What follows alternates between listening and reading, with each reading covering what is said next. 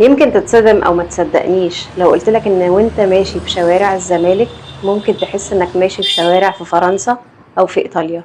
ده ليه؟ ده بسبب ان المعماريين اللي بنوا كل العماير اللي موجودة في منطقة زي جاردن سيتي والزمالك واخدين الفن ده من اوروبا.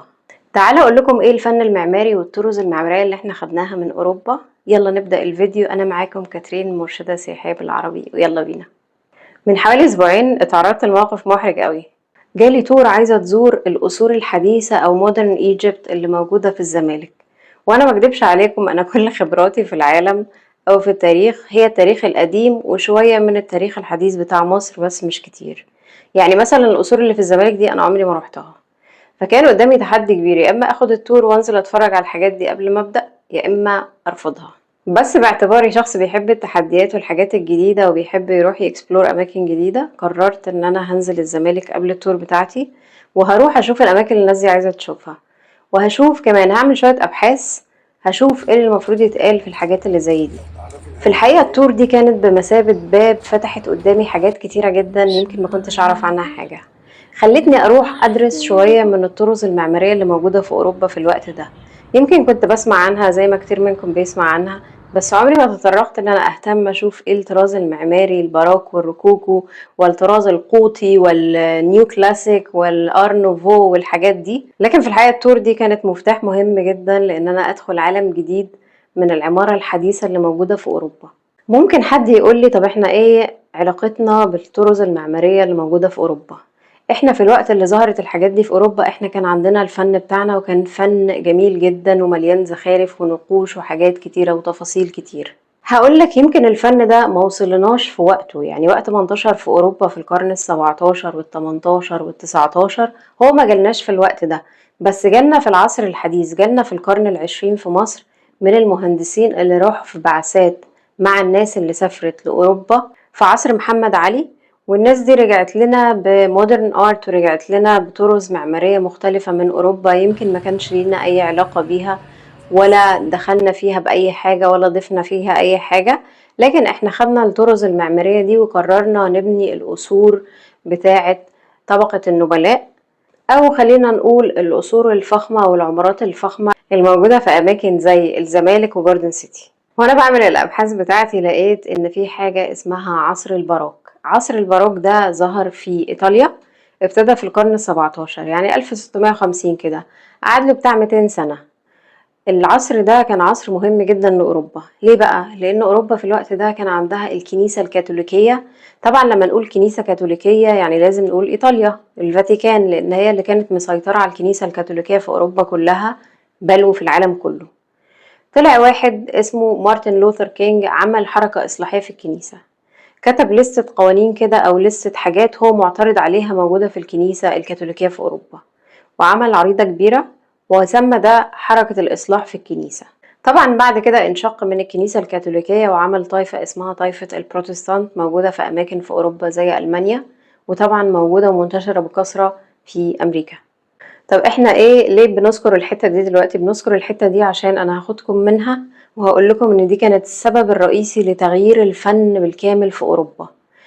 احنا دلوقتي الكنيسة عايزة تفضل مسيطرة على الناس ومش عايزة السلطة تضيع من ايديها، فقررت انها تعمل نقلة كبيرة جدا في الفن، هتغير كل حاجة عشان ما تخسرش الشعب.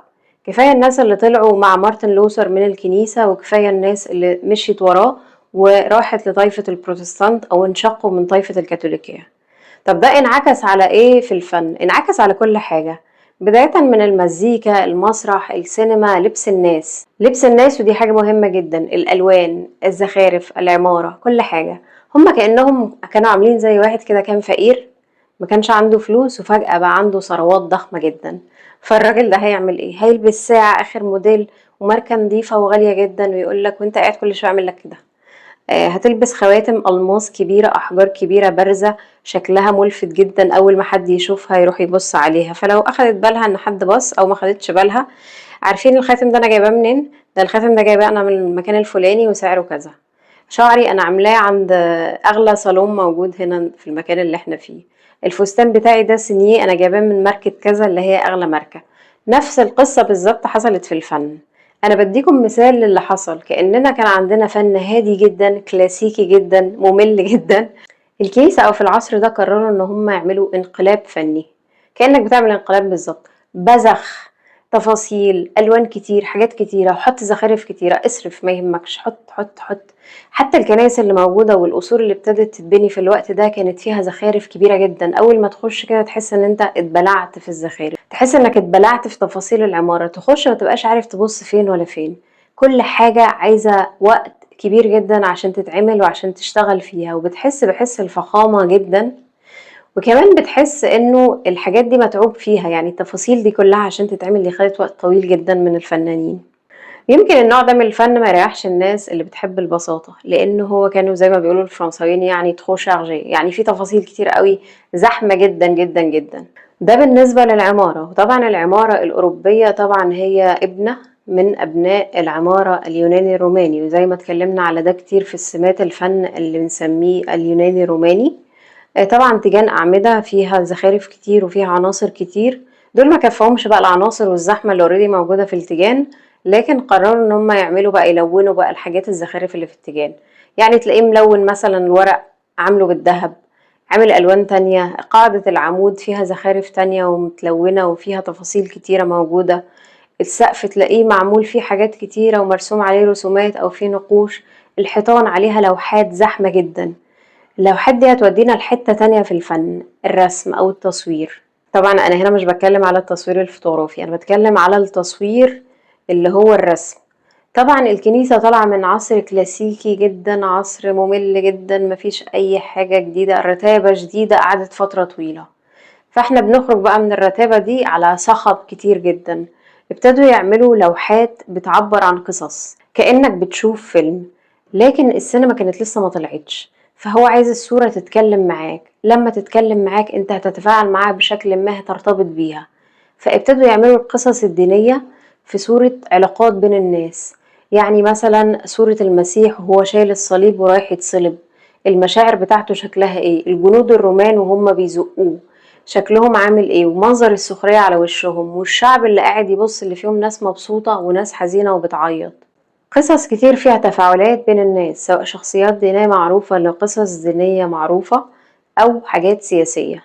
بس السمة المميزة على كل الرسومات اللي كانت موجودة إننا عندنا مشاعر عنيفة، مشاعر كبيرة، مشاعر عالية. سواء المشاعر العالية دي كانت بالسلب أو كانت بالإيجاب، يا إما سعادة غامرة وده نادر جدا يا إما مشاعر غضب شديد، حدة شديدة، واحد عايز يقتل واحد، واحد ماسك سيف وقطع ودن واحد.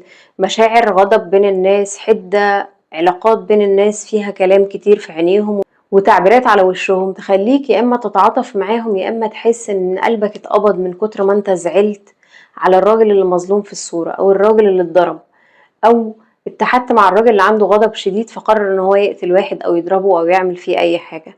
بشكل ما انت بتتفاعل مع الرسومات ومع الصور اللي موجودة.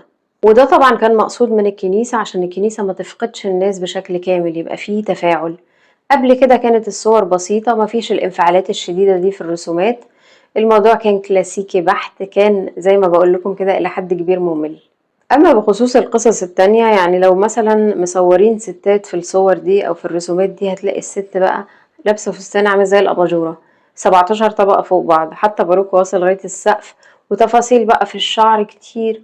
والميك اب بقى تلاقيه يعني الميك اب صارخ جدا، يعني في ألوان كتير، في تفاصيل كتير، ملفت جدا للنظر. ألوان اللبس بتاع الستات حطوا ألوان كتير على قد ما يقدروا، زود ما يهمكش. فبقيت تحس كأنك بتجري، انت بتجري عشان تلاحق التفاصيل اللي مرسومة او متلونة او متزخرفة او معمولة في الحجر او معمولة جوه المبنى او على واجهة المبنى او معمولة في السقف او مرسومة في لوحة او علاقة بين شخصيات في رسمة. بعد شوية 150 او 200 سنة الناس تعبت. يعني لو انت رحت معرض، كل المعرض تعبيرات قوية بالشكل ده في الرسومات اللي مرسومة، لما تخرج من المكان هتحس بإرهاق لأنك استخدمت جزء كبير من مشاعرك في التفاعل. يعني لو شفت منظر فيه غضب هتلاقي ان الغضب ده كأنه طالع من جواك للصورة، والغضب اللي معاك مع الغضب اللي في الصورة عملوا اتحاد، فحصل انتراكشن قوي جدا بينك وبين الحاجات اللي بتتفرج عليها. وده كان سمات المهمة العصر الباروك اللي ظهر في إيطاليا. باروك دي كلمة معناها، عارفين اللؤلؤ اللي احنا بنشتريه سواء معمول في اكسسوارز او بنشتريه يعني حبل لؤلؤ او اللولي، بيبقى معظمه مدور، بس في حاجات منها مدي شكل بيضاوي شوية أو مستطيل شوية غير منتظم. دي معنى كلمة باروك، اللؤلؤة اللي شكلها غير منتظم. بعد ما تعبنا قوي من الفترة دي قررنا ان احنا بقى نهدى شوية، لان احنا فعلا تعبنا يعني وانا بشرح لكم انا تعبت وانتوا تعبتوا. فتخيل ان الناس قعدت حبة حلوين في الفن ده. بعد كده قررنا ان احنا هنروح بقى للهدوء والبساطة. احنا مش عايزين زحمة، مش عايزين تفاصيل كتير، مش عايزين الوان كتير، مش عايزين حدة في المشاعر، مش عايزين مشاعر قوية وجامدة، مش عايزين ناس بتتخانق مع بعض، او مش عايزين دراما زيادة عن اللزوم، مش عايزين نخش جوه المأساة. عايزين ننبسط، نضحك، يبقى الموضوع لايت، فيه رومانسية عالية جدا. حتى الألوان كانت بتعبر عن الرومانسية. هنلاقي حتى شكل الميك اب بتاع الستات بقى أخف شوية ويميل للون الأبيض. وطبعا كان في إلى حد كبير أنوثة في التعبير.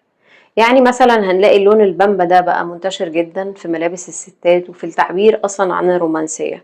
فهنلاقيه من الألوان المهمة جدا اللي استخدمها عصر الروكوكو اللي جه بعد الباروك. الروكوكو ده ابتدى يظهر في فرنسا في نص القرن 19 كده، يعني بعد الباروك بحوالي 200 سنة. ابتدى يعمل النقيض تماما من اللي كان بيحصل في عصر الباروك. بدل ما عندك زحمة انت عندك بساطة. ابعد بقى خالص عن المواضيع الدينية والمواضيع السياسية. احنا عايزين قلوب وفراشات، هاتلي شجرتين هنا لو سمحت. يعني احنا مش عايزين زحمة، مش عايزين مشاكل، عايزين نقعد في هدوء، عايزين نحس برومانسية، عايزين عواطف، عايزين حاجات سامبل كده نتفرج عليها وبسيطة.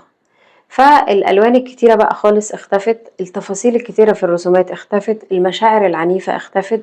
بقى كل الموضوع يتمحور حوالين الرومانسية والبساطة. يعني ممكن تلاقي واحد وواحدة بيحبوا بعض، ست شكلها جميل لابسة لبس حلو، آه، ورد، ألوان جميلة، ألوان خفيفة، ألوان هادية، ألوان رومانسية، ألوان أنثوية، زي البامبا والأزرق الفاتح. دي كانت أبطال الألوان في الوقت ده. حتى كمان ألوان اللبس اللي بتلبسه الستات خفت أوي، مبقاش عندنا بقى ال17 دور، بقى عندنا لبس أخف شوية، بقى عندنا تفاصيل أهدى بكتير في شكل الستات، في لبسهم، في الميك اب بتاعهم، في كل حاجة بيعملوها. بقى عصر يتسم بالهدوء جدا، البساطة، التفاصيل المعمارية رقيقة جدا، آخرنا يعني نعمل الأوراق نديها لون ذهبي. حتى التفاصيل في النقوش والحاجات دي كانت بسيطة جدا وأبسط بكتير ما كان قبل كده. خلي بالك كمان وانا بقول بسيطة مش معناها ان هي فقيرة، مش معناها ان هي مفيهاش اي تفاصيل وما فيهاش شغل. لا، فيها شغل، بس وانت داخل كده تحس ان انت مستريح. ما عندكش بقى الوان كتير، ما عندكش زخارف كتير، ما عندكش حيطة مثلا متر في متر مرسوم فيها 70 قصة ولازم تتفاعل مع كل اللي موجودين دول. بقت مناظر لطيفة، مناظر حفلات، مناظر رومانسية، حاجات لطيفة كده تتفرج عليها وتحس ان هي بتديك طاقة ايجابية وبتديك هدوء كبير. الحاجات دي مهم نعرفها عشان ده كان التأثير بتاع المجتمع سياسيا ودينيا شكله ايه في اوروبا في الوقت ده، لما كان في صراع جوه الكنيسة وفي انشقاق وفي حركة اصلاح. ظهر نفس حركة الاصلاح دي في الفن. لما تعبنا وقلنا ان احنا هنهدى بقى يا جماعة خلاص، مش عايزين نتكلم في الدين ولا في السياسة، عايزين ننبسط بالحياة ونستمتع ونعيش البساطة والرقي في نفس الوقت. ظهر نوع تاني من الفن وأثر كمان على المزيكا، بقت المزيكا هادية جدا. ما بقاش عندنا حدة بقى في المزيكا. عارف لما تلاقي واحد ماسك مثلا جيتار ولا ماسك مندولين ولا ماسك كمانجا، تحس ان في ايه، يعني في جريمة قتل بتحصل للكمانجا دي او للآلة اللي بتتعزف دي. دخلنا بعدين في عصر هادي جدا. الرومانسيكيات بقى، دخلنا في الرومانسية، المزيكا الهادية، الحاجات الهادية جدا اللي تهدي الأعصاب، اللي مش اللي هي تعصبك لما تسمعها. حتى القصص بتاعة المسرح بقت قصص لايت كده، وبقت فيها كوميديا وفيها رومانسية. ما كانش فيه المآسي بقى والدراما الكبيرة والحاجات البلاوي اللي كانت بتحصل في أيام عصر الباروك. ده هياخدنا بقى للأماكن اللي عندنا في مصر متأثرة جدا بالفنون دي. احنا اتأثرنا بالحاجات دي لأن كان عندنا عدد كبير من الناس، حوالي 17 حملة من الحملات التعليمية اللي أرسلها محمد علي لبره. راحت باريس، راحت روما، راحت لندن. الناس اللي سافروا كانوا بيدرسوا بره وبيرجعوا تاني مصر، مش بيسافروا خلاص بيفكوا هناك، كانوا بيرجعوا تاني مصر. والحاجات اللي درسوها في مصر مع الحاجات اللي درسوها بره كانوا بيطبقوها عندنا، سواء في الفن أو في السياسة أو في القضاء أو في الهندسة أو في المعمار أو في أي حاجة. منهم مثلا ناس مشهورة جدا، لو مشيتوا في شوارع الزمالك هتلاقوا أسماء زي محمد مظهر. محمد مظهر ده كان من أهم المعماريين اللي موجودين، اللي عمل جزء كبير من تخطيط الزمالك، وعمل تخطيط كمان لبعض القصور والعمارات الكتيرة المشهورة اللي موجودة في الزمالك. وانت ماشي في الزمالك هتلاقي شوية قصور كده واخدة من هذا الطراز، يعني هتلاقيهم واخدين شوية من الباروك، شوية من الروكوكو، في حاجات واخدة ميكس من الاتنين. حتة هنا تخش أوضة تلاقي فيها رسومات زحمة قوي، تعرف ان ده باروك. الأوضة اللي بعدها هدوء بقى وبامبا وحاجات كده، هتعرف ان ده روكوكو. مع الوضع في الاعتبار ان كان في فنون تانية طبعا وطرز تانية موجودة، بس انا حبيت النهاردة اكلمكم بالظبط عن الموضوعين دول عشان تعرفوا النقلة الكبيرة اللي حصلت ودتنا فين. في قصرين من القصور اللي هنزورهم النهاردة في الزمالك، وكأني هاخدكم معايا لأوروبا بس من خلال قصور موجودة في الزمالك. هو قصر البرنسيس أو الأميرة عائشة فهمي، ده اللي موجود على النيل جنب مقر السفير الجزائري. القصر التاني هو قصر سميحة كامل بنت السلطان حسين كامل، اللي مسك حكم مصر حوالي 3 سنين. القصرين دول اتبنوا تقريبا في بدايات القرن العشرين، يعني 1902 1907. وفترة بينهم مش كبيرة. هنلاقي في واحد منهم مثلا مسيطر عليه الباروك الحديث زي قصر عيشة فهمي، هنلاقي فيه تفاصيل كتيرة بس شكلها حلو. هنخش الأوض نلاقي رسومات كتيرة في حتت كتيرة، وهنحس إن في حاجات كتيرة مرسومة ومعمولة، ألوان موجودة في الأوض. لكن لما نروح قصر سميحة هنلاقي قصر سميحة ده بالإضافة إنه واخد ميكس من حاجات تانية زي الطراز الأندلسي مثلا، اللي أول ما تشوفه هتحس إن أنت لأ أنا مش في مصر. هتحس إنه أنا مش متعود، عيني مش متعودة تشوف الطراز الأندلسي ده. بس الأندلسي ده عاملين له ميكس مع طراز الروكوكو اللي نشأ في فرنسا زي ما قلت لكم. فهتلاقوا كده ميكس غريب معمول في القصور دي. أنصحكم جدا بزيارة الأماكن دي. المكانين موجودين في الزمالك، مسافة مشي بينهم أقل من ربع ساعة أو 10 دقايق. الأماكن دي مجانا، بس تحتاج تاخد بطاقتك عشان بياخدوا البيانات بتاعتك وانت داخل. أنا النهاردة خدتكم في مكان كان جديد بالنسبة لي أنا كمان، مش بس بالنسبة لكم، خدتكم في حتة كمان جديدة ما رحناش عندها قبل كده. رحنا عند المودرن ارت، رحنا عند الارت بتاع اوروبا في عصور حديثة مش قديمة. بالرغم ان احنا عندنا في الوقت ده كانت حاجات حلوة قوي بتتعمل في مصر زي عصر المماليك مثلا، ما تأثرناش قوي بالعمارة في اوروبا في الوقت ده. لكن بعد ما خلصنا القصة دي وبقى في انفتاح كبير، وفي ناس من عندنا بتروح وتيجي وتدرس هناك وترجع مصر تطبق الحاجات اللي شافتها، ابتدينا نشوف الطرز المعمارية دي في مصر. أتمنى الحلقة النهاردة تكون عجبتكم، ولو حابين نتكلم على طرز معمارية حديثة في أوروبا هتلاقوها في عمارات كتير في وسط البلد، هتلاقوها في مصر الجديدة، هتلاقوها في الزمالك، هتلاقوها في جاردن سيتي. قولولي، وكل مرة ممكن نتكلم عن موضوع، وقوليلي أكتر حاجة عجبتكم في الموضوع اللي أنا كنت بتكلم عليه النهاردة، وأكتر حاجة تحبوا نتكلم فيها المرة الجاية، سواء عن العمارة أو حاجة تانية، ونشتغل عليها وأقول لكم إحنا ممكن نعملها المرة الجاية ولا نأجلها شوية لأنه موضوع شوية صعب. مستنية الناس الجديدة تعمل سبسكرايب وتعمل لايك، ولو في حد من صحابك مهتم بالمحتوى اللي أنا بقدمه اعمل له شير وابعت له القناة عشان يخش معنا في الجمهور الجميل بتاعنا بتاع مرشدة سياحية بالعربي. وشكرا جدا ليكم.